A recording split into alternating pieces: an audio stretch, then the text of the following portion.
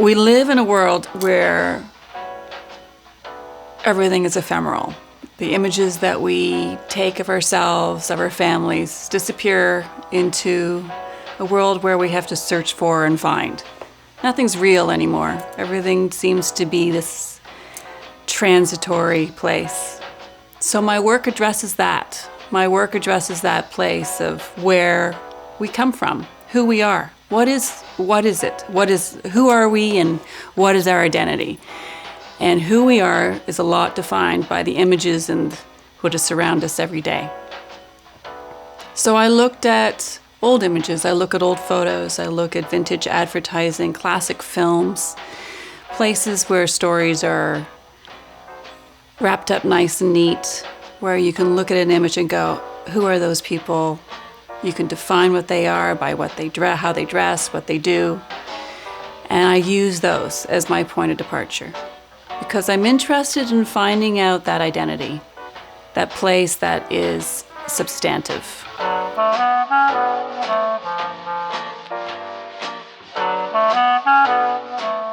I've always created images that have a sense of memory to them. An Impressionist style has this romantic flavor, European imagery. That's where I started. And then about 5 or 6 years ago, I started to really look at what that means. Why do I keep going back to those places of my childhood when I was living in Europe? What was that? And I realized that a lot of it is looking back to where I was as a child and what that means for who I am today. And as there's a rise of Alzheimer's and a rise of dementia, and then we're also surrounded by a culture that's so ephemeral, I had this realization that our identity is a place of extreme importance, and always trying to find out our memories of our childhood defines who we are today. And so that's really one of the reasons why I started to really investigate how memory can be triggered by certain types of images, how we can look at a painting and then it takes us into another place, another time. It reminds us of our family, reminds us of when we were in this idealistic, romantic time. And that's what I'm searching for that little space, that little moment. But then it becomes an issue of how can you relate that within an image? How are memories triggered other than just a simple image of an old photo? Color plays a part in it. So I love films from 1955 to 1960, this Kodachrome popped color. I use that as primarily my palette. And then I work in a process that is all about creating, obscuring, and revealing, almost in this similar kind of sense of a metaphor of memory.